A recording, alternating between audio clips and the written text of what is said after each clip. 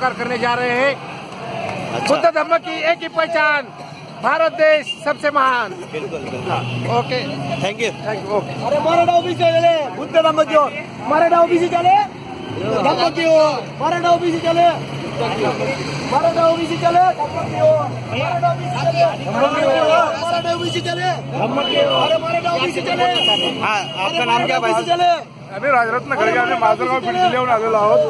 माननीय उपकाकाजी यांच्या नेतृत्वाखाली आम्ही माननीय उपकाका यांच्या नेतृत्वाखाली जेव्हा बौद्ध धर्माची दीक्षा घ्यायची ठरवलं तेव्हा आम्ही उपकाकाच्या सोबतीला आम्ही शब्द दिला होता की आम्ही बौद्ध धर्माचा स्वीकार करू आणि आज आम्ही शब्द पूर्तीचं करत आहोत। याचा आम्हाला खरोखरच आनंद वाटतो आहे। धन्यवाद। जय भीम। नहीं, आपका वीडियो जो है मतलब भारत के काफी लोग सुन रहे हैं जी। तो क्या है अगर हिंदी में बोलेंगे तो और भी लोग समझ पाएंगे। बढ़िया। माननीय उपकाकाजी ने जिससे हमको हमारी बातचीत बौद्ध धर्म के बारे में हुई थी, आज हमें फक्र है कि हम उपकाका के साथ इनके बताए हुए मार्ग पे आज हम दीक्षा लेने जा रहे हैं। इसका मुझे बहुत गर्व और खुशी है, मैं शब्दों में बयान कर नहीं सकता। ज्योतिबा फुले के बारे में आप कुछ बताएंगे क्या? जी, माननीय ज्योतिराव जी फुले ने जो काम जो किया है, आज की जो युवा पीढ़ी और आने वाले सभी बहुजन और ओबीसी बांधव के लिए एक नायक के तौर पर उन्होंने काम किया है। आज हमें खेत के साथ बोलना पड़ता है कि आज लेकिन हमें ज्योतिबा फुले पूरी तरह समझ में नहीं, लेकिन ओबीसी के जो हमारे भाई लोग हैं ज्योतिबा फुले के बारे में कुछ जानते नहीं है। नहीं, आप क्या कहेंगे? उन्होंने ज्योतिबा फुले को कभी अपना माना ही नहीं, तो जानने का संबंध ही नहीं आता था। जब तुम मानोगे और जानोगे तब अपना कौन आ पराया कौन है तुम्हें समझ जाएगा। ज्योतिराव फुले सामाजिक क्रांति के पितामह कहा जाता है। बाबा साहब ने अपना गुरु माना था। बाबा साहब के बारे में नहीं, जो पानी के बारे में जो पहला संघर्ष किया था, पानी पहला ही हमें उन्होंने पिलाया है महात्मा ज्योतिराव फुले ने।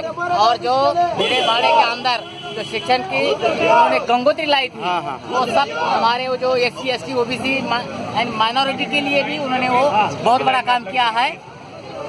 और उन्हें ऐसा माना जाता है कि खाली महात्मा ज्योतिराव फुले SC ST के लिए ही काम करते थे, यानी कि ओबीसी लिए और जिस वो माली समाज से आ रहे थे वो माली समाज आज भी उन्हें उतना पहचानता नहीं है। लेकिन सही मायने में वो सामाजिक क्रांति के पितामह थे, उन्होंने हमें दीक्षा दी है, इसीलिए हम इस राह पर आप चल रहे हैं। और उन्होंने आखिर बार में धर्मांतरी किया था, बुद्ध धर्म का ही स्वीकार किया था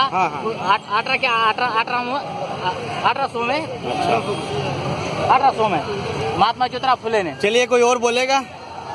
बोलेगा। Thank you sir. चल बोलिए सर। काका, आपका नाम क्या है? पहले महात्मा ज्योतिराव फुले ने शिवाजी महाराज की जयंती की है, और वो अभी जो धम्म क्रांति शुरू हो गई है जी, ये बाबा साहब और फुले के वजह से धम्म की क्रांति होने वाली है। और 100% ये देश में पूरा देश बुद्धमय बनने वाला है। ये इसकी वार्ता चालू है। अभी ओबी समाज आएगा और सब जो देश में ओबीसी जो पीड़ित लोग हैं वो धम्म की ओर से चल रहे हैं। ये सिलसिला अभी चालू है और ये चालू रहेगा जब तक ये चांद सूरज है, जब तक ये सिलसिला बंद नहीं होगा। बिल्कुल बिल्कुल बिल्कुल। आपका नाम क्या है? साळवे संपत, बीड जिला। अच्छा, बीड जिला से।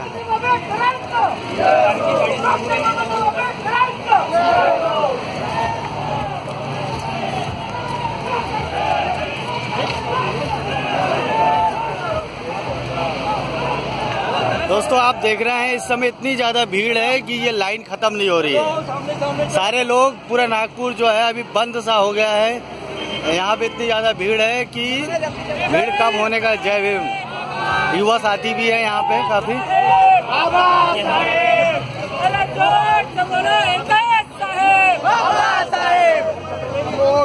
बाबा साहब के नारे लग रहे हैं।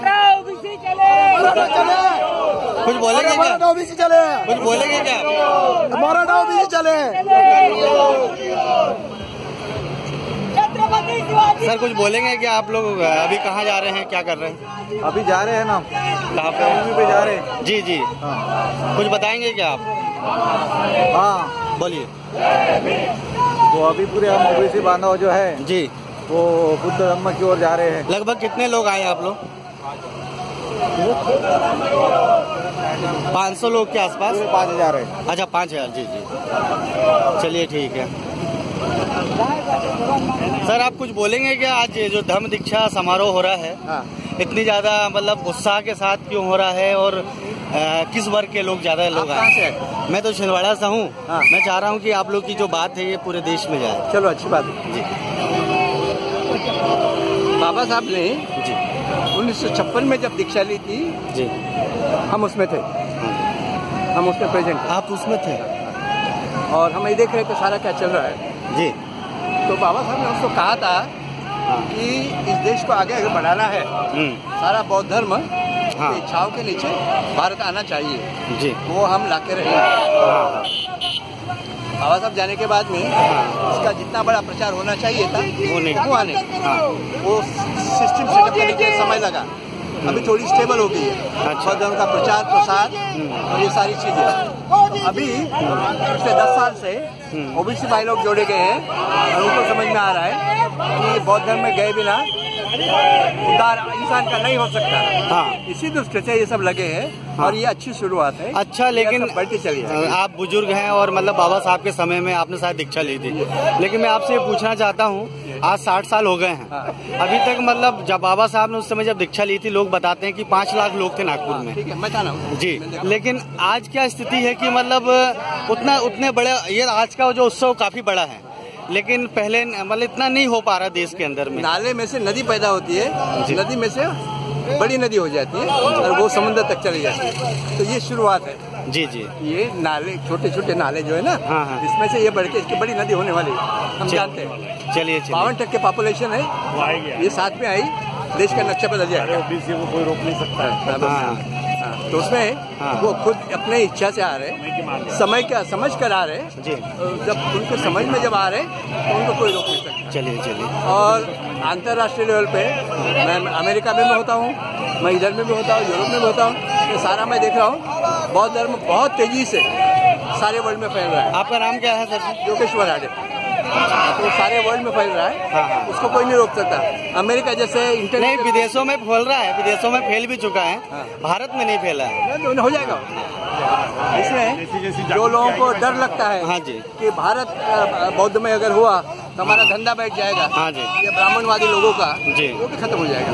उसमें यंगर जनरेशन को चार्ज करना चाहिए, हाँ, उनको एजुकेशन देना चाहिए, हाँ, और ऐसी तरह से उनको आगे बढ़ाना चाहिए। और ये ऐसी समुदाय जो है आज का वो 50 गुना होते रहा, हाँ, हर साल, उसमें से ओबीसी लोग भाई सारे आ जाएंगे। अच्छा सर, मैं आपसे कुछ पूछना चाहता हूँ। कुछ टेक्निकल प्रॉब्लम सुनी जाती है, हाँ, यदि जैसे कोई SC ST चाहे या ओबीसी मान लीजिए कोई दीक्षा लेता है, उसको कास्ट सर्टिफिकेट वगैरह में प्रॉब्लम आती है, शायद ऐसा कुछ। कास्ट सर्टिफिकेट का तो वो उसमें ऐसा लिखा है, हाँ, सेंट्रल गवर्नमेंट ने भी बोला है इसके बारे में। अच्छा। Schedule caste converts to Buddhism, ऐसा फॉर्मूला है उसका। अच्छा। तो schedule caste converts to Buddhism देखा होगा ओबीसी।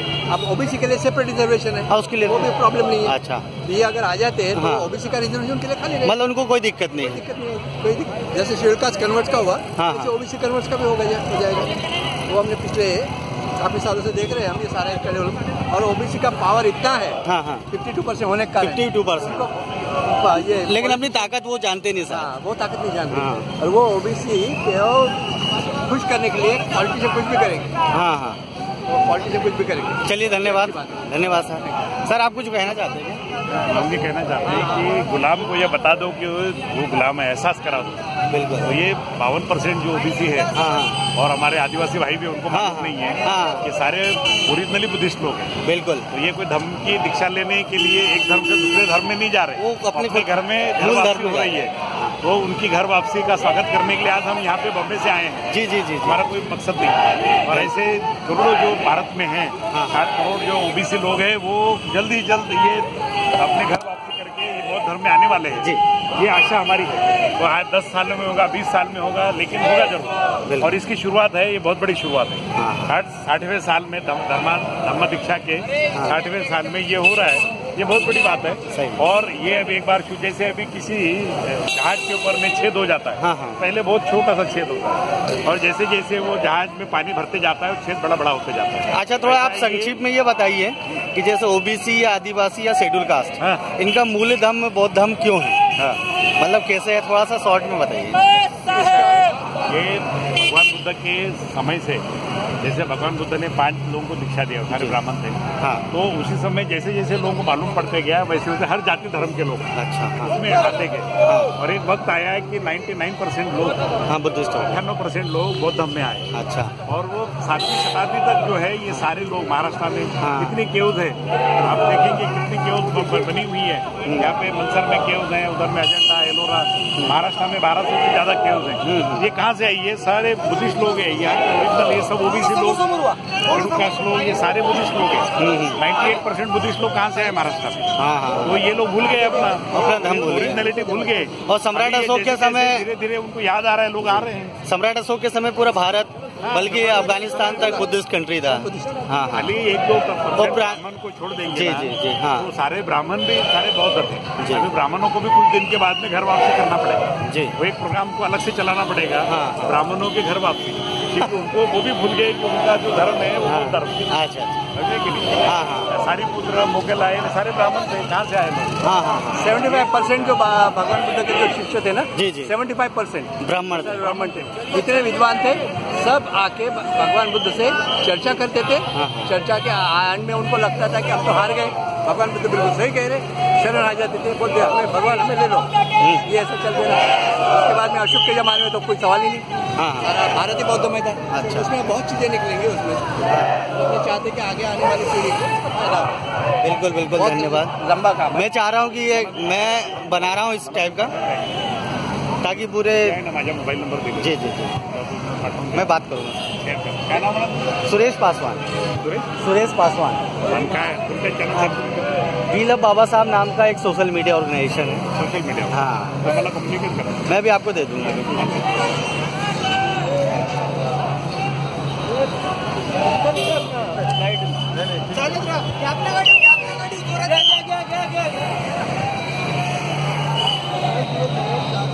दोस्तों, ये जो लंबी लाइन है, लंबी लाइन खत्म होने का नाम नहीं ले रही है। मैं बहुत देर आप लोगों को पूरा कवर करना चाह रहा हूँ, बट मेरे पास कोई हेलीकॉप्टर नहीं है कि